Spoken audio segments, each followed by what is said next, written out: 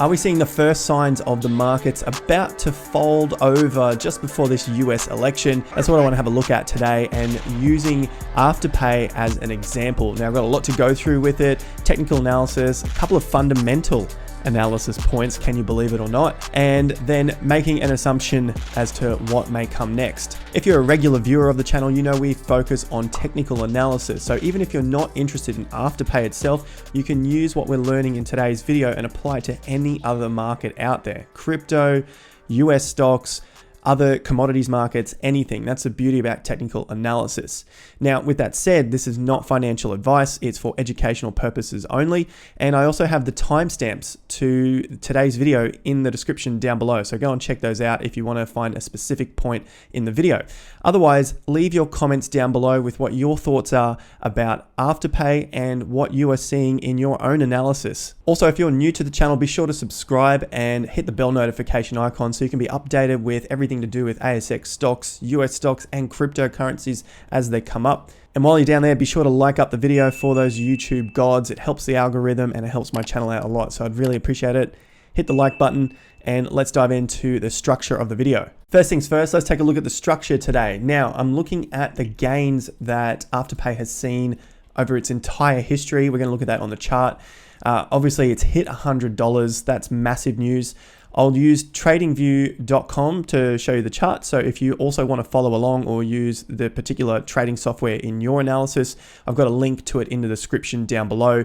You can use the free version, but the paid version is much more helpful because there's no ads in it and there are a few extra helpful tools within it. Note, I am not anti anything. I'm pro preserving capital and making profits. Now, I'll show you a little example of that at the end of the video. Just people seem to think I'm anti everything when I'm putting out videos about warnings and stuff to do with the price of a particular stock. No, I'm pro preserving my capital and I want to make profits. I don't care so much about the company. All right. So let's keep the feelings and the emotions and all that sort of jazz away from it, because this is trading. This is investing.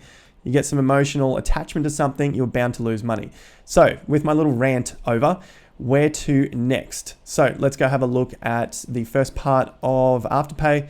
Now, currently we're in the trading day of Thursday, 22nd. Price is 99.89. You can see an easy looking line chart here of Afterpay, and the market cap is basically 29 billion. So let's take a quick look at the Aussie market first. And the Aussie market is topping out at 6,200 again. It looks like it pushed above. That's been the resistance that we've been following for the last several months now on the channel. You can see that that is a clear resistance line. At any point throughout the video, if you've got questions about particular technical tools, leave them in the comments down below and we'll talk about it in future videos and live streams, which are coming up on the weekends. So that's a quick look at the overall market, the ASX 200, because we want to know what sort of position this market's in. And it looks like it's starting to top out a little bit. All right, Afterpay. I've got a ton of lines on the chart. Let's just quickly take those off. This is where we're sitting now, way up the top here at all-time high territory. Now, I think it's a good idea just to have a quick look at one piece of fundamental news, because that tends to be where most people will start from, and they want to understand why something happened on the day that it happened, when really all of this news doesn't mean too much. And we'll see right now as an example. So I've got the chart here. I'm going to press 1D, which means turning it onto a daily chart. So each of these little bars represents the price action of a day. Let's have a look at this piece of news that came in on the 20th, so 2 days ago. Westpac hitches a ride on Afterpay's juggernaut. So we know now that Westpac has sold off Zip and bought into Afterpay. I've got another little article here basically telling us the same thing. Westpac dumps Zip and follows a deal with rival Afterpay. This was on the 20th. Now, this reporter has put it up last night. Let's have a look at one more to get the actual day of the announcement. This is as close as I could get to it from Afterpay, after October 20th. So let's go have a look at the chart again. Would you agree that that is pretty big news? Westpac dumping the competitor and jumping on board with the main guy in town that knows how to do buy now, pay it later. That sounds like massive news. So why do we see up on the day of the news? This is the 20th of October. This day is the day the massive news came out. and the volume doesn't speak for that. The volume was even higher a week earlier. So maybe people knew about it, who knows, but the volume for that day was not high. You'd expect it to be really high on some massive news. So that's a first warning sign for me. If I'm looking at this massive news and it doesn't affect the market so much, sure, it pushes above a massive psychological level of $100, but it barely closed above it, basically $1.02. The following day closed at $1.01, and we're currently just bordering on the $100 mark at the moment today in today's trading session.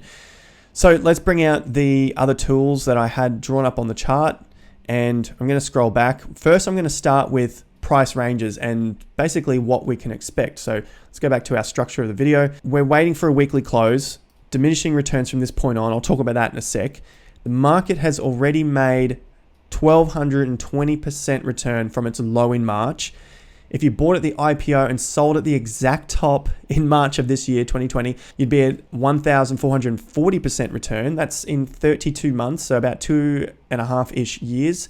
Now, again, if you bought at the low of this year, and I'll show you that on the chart, and sold at the exact top this month, just a few days ago, you'd be at 1,220% return in just 7 months. So that is extremely fast to get to a similar sort of profit return on this stock. I'm trying to gauge my perspective here and just take my emotions out of it, step back a little bit and think, is it possible for Afterpay to have another run like this again, straight away, so soon? Let's put the chart on a weekly view so we can get rid of some of the noise here and just see what actually happened. So we've got 1,400% here and we've got 1,200% from this low to this high. That's all this pink line is here, and I've just put it in text right there. The other thing I've got here is Westpac news, which came out on this high. This is the weekly, of course. So I'm taking that as big news. Not much has happened to the market. So let's get rid of that so we can just clear up some of the lines and it doesn't look so messy. I'll get rid of this fib and we'll use that later. All right, before we move on, this quick fib here, we're basically measuring the range from the low to the recent high before the current high and projecting that from the low to give us some price points of potential resistance. And so we know now that in the fibs, in Fibonacci numbers, the 38% is a resistance point. And look at that, we've hit the 38%, gone a couple of bucks over it, and we haven't closed above it at the moment. Maybe we will, maybe we won't. We'll see what happens.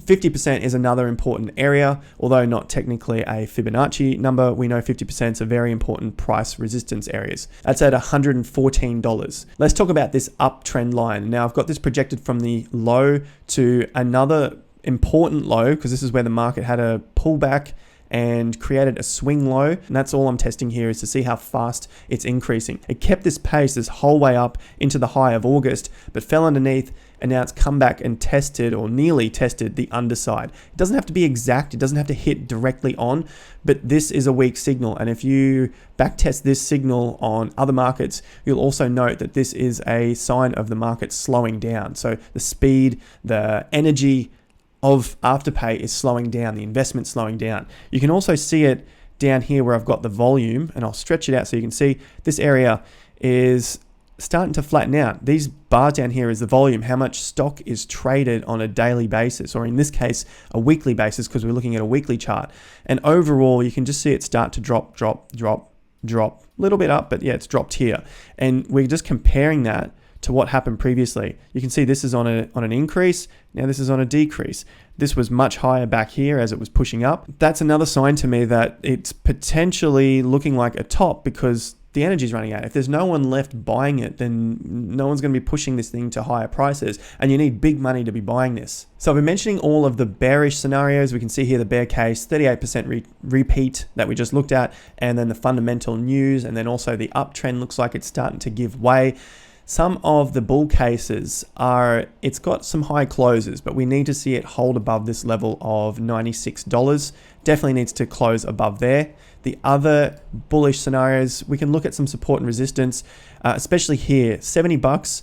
I don't want to see that taken out. It doesn't matter if this thing has a bit of a rest. That's fine. You know, going from $100 to $70, it's a huge drop, 30%. But that's what markets do. They need some time to rest and recover and get some more excitement building from the public and from institutions and anyone else that's buying the stock. So that wouldn't be too bad to see it fall back to this level. Obviously, you don't want to see that in your profits, I understand. But from here, I don't want to see around that $70 level taken out. I also think 90 is probably a pretty good level if it can find some support up here for a while and then take off again. That's also a potential, but definitely this area of 70, you could probably see that yourself. There's a lot of trading that's taken place at 70, so we don't want to see that taken out. Now, the last thing I want to look at is the full Fibonacci retracement from the March low to the current high, and just look for some other support and resistance areas. And it's very clear that at the 61% level, we've got around $68. So I'm calling it 70 because it's a round number, but anywhere from around 68 to 70 would be a good place for it to find support. Otherwise, 50% is where we'll be looking, which is around $57, and beneath that is around $45. And $45 lines up kind of with the old high back here in February. So that's the level we're at, 40 to 45, otherwise 57, otherwise 68 to 70 is some good support and resistance. So that's what I'm looking at in the future. So do I think we'll see another 12 to 1400% move from this point? Probably not. I think we need to see a pullback first, maybe somewhere around 40 to 60%. And then maybe we'll only do half that range coming up again because the market cap has grown so much for this company.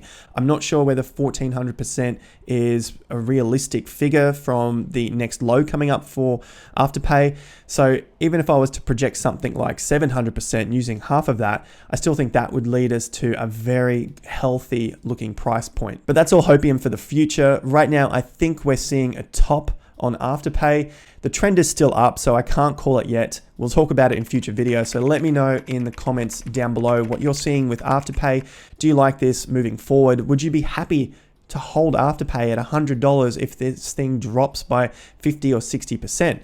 Comment down below. If you enjoyed that analysis and you learned something from it, let me know and like up the video. I really appreciate your support on the channel. If you made it this far, thank you very much. Be sure to subscribe if you haven't already and hit the bell notification icon so you see these videos when they pop up. Lastly, I did say I was going to share with you some of the comments from people thinking I'm anti everything. So these are some of the comments off my posts on the community section on YouTube. And I've got someone here saying, did I buy the BRN pump? And I'm asking which prices are you referring to? So if you're asking me about something, just let me know which area in the chart you're referring to. And so his response to that is, you're very anti-BRN. I don't understand, but anyway, I appreciate your comments. Thank you so much for putting those down there. Let's just try and make as many profits as we can and not get too emotionally tied to the stocks themselves. So I'll see you guys at the next video. Stick around for the live streams coming up this weekend. I'll catch you there. But until next time, have more fun to get more done. Peace out.